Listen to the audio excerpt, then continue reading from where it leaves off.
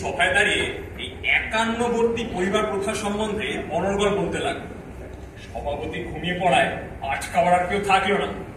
এমন সময় দুটো ছোকরা ছেলে এসে আমায় টেনে বসিয়ে দিল। তবু সেদিন এত উৎসাহ হয়েছিল।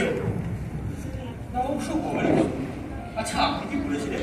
আমি বলেছিলেন যে স্বার্থ ত্যাগের একমাত্র উপায় এই একান্নবর্তী পরিবার, যেখানে পরের অর্থেই জীবন নির্বাহ হয়, সেখানে নিজ স্বার্থের কোনো প্রয়োজন নেই।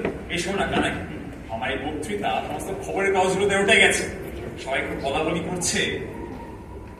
দুঃখের বিষয়, দৌলতবাবুর পরিবার কেউ নেই, তিনি একলা। আর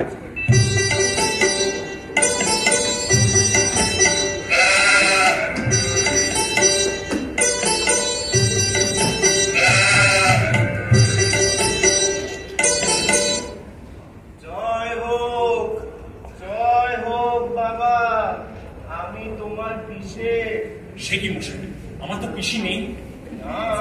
তার কাল হয়েছে বটে। না, আমার যে পিসি কোনো কালেই ছিলেন না। সে কি করে হয় বাবা? আমি তাহলে তোমার পিসে হলুম কি করে? কি বলেন মশাই? তা তো বটে। যে আর তা আপনার এখানে কি অভিপ্রায় আগমন? অভিপ্রায় তেমন বিশেষ কিছু নয়। শুনলুম আমরা পৃথক হয়ে আছি বলে খবরের কাগজে নিন্দে করছে, তাই একত্র বাস করতে এসেছি। তা ভালোই করেছেন।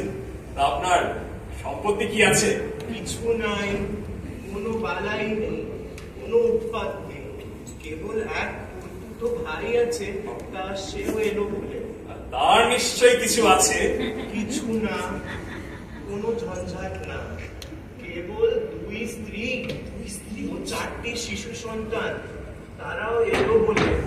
এতক্ষণে এসে পড়তো, যাত্রা করবার বেলা দুই স্ত্রীতে চুলুচুলি বেঁধে গেছে, তাই যা দেরি। ভাই কানাই, কি করা যায়? তোমাকে কিছুই করতে হবে না, তারা আপনারাই আসবে। ভাবনা কি দৌলত, এত অল্পে কাতর হয়েও না, তারা আজ সন্ধ্যার মধ্যে এসে পৌঁছবে। বসুন, এসেই যখন করেছেন খাওয়া দাওয়া করুন, বসুন। ব্যাপার কানাই, আমার তো পিসি ছিল না। হঠাৎ পিসে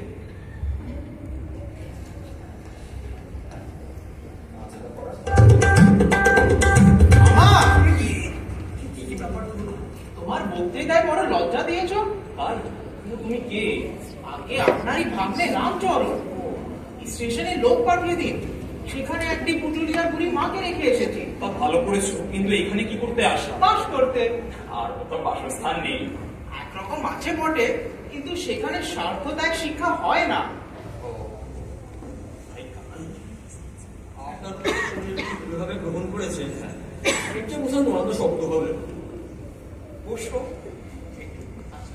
দেখো ব্যাপার বলতো খানা হাত নিয়ে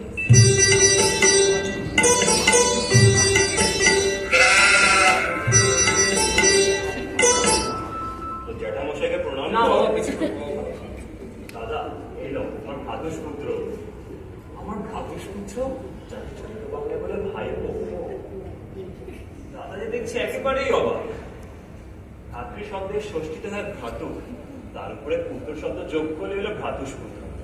স্বয়ং পারেনি বৌদ্ধের আছে, অন্য প্রমাণের প্রয়োজন কি? অতএব ইনি হলেন ভাইপো। আপনার ছেলেটি কি করেন? নিজেই পড়াচ্ছে।